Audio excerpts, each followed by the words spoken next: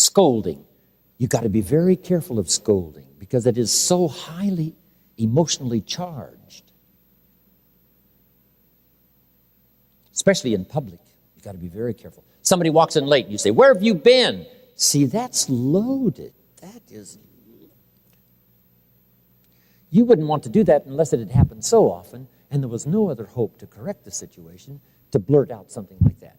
But on the first occasion, no. You find other ways, but as a tool of last resort, you could use scolding. You've got to be careful in scolding your children, only when it's totally necessary and called for.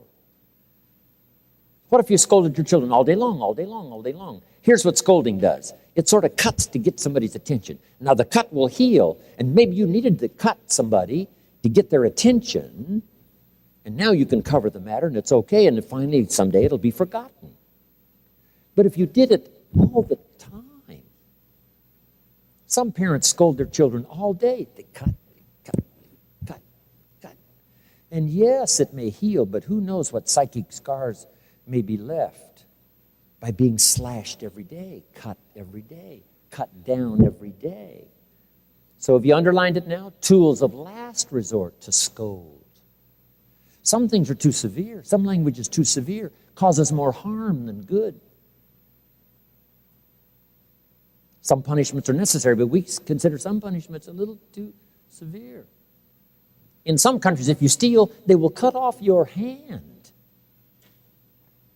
And we say, wow, that's a bit much. Maybe a little piece of the finger, maybe, but not the whole hand. But it is effective. You say, "Did you ever steal anything else?" He said, "You kidding, with one hand? I mean, my stealing days are over." But now remember jot this down now. Severity only when it's called for. Severity only when it's called for. Not to be used recklessly because you've got the ability to talk and use it. To save it. If mama screams all day, see, it finally loses its effectiveness. Kids learn to just tolerate it.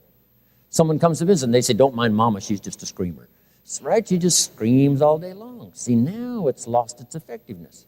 And now it could be tragic. The little 3-year-old is headed for the street and a truck is coming and mama screams. Everybody ignores it. If mama saves up her scream so that the day she screams, the world stops.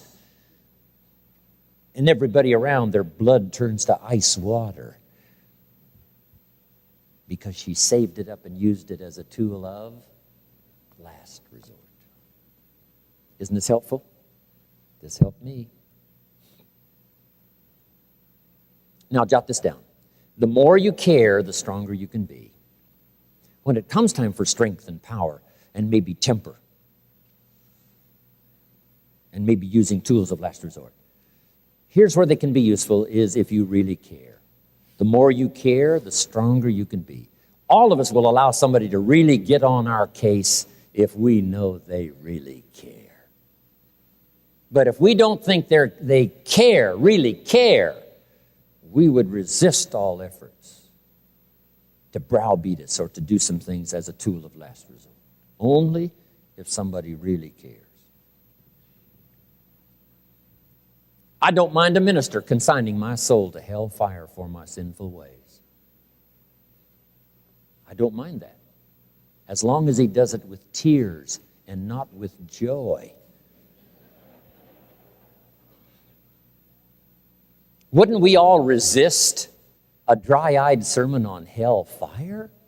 You can't preach hellfire for human beings unless you sob and the tears flow.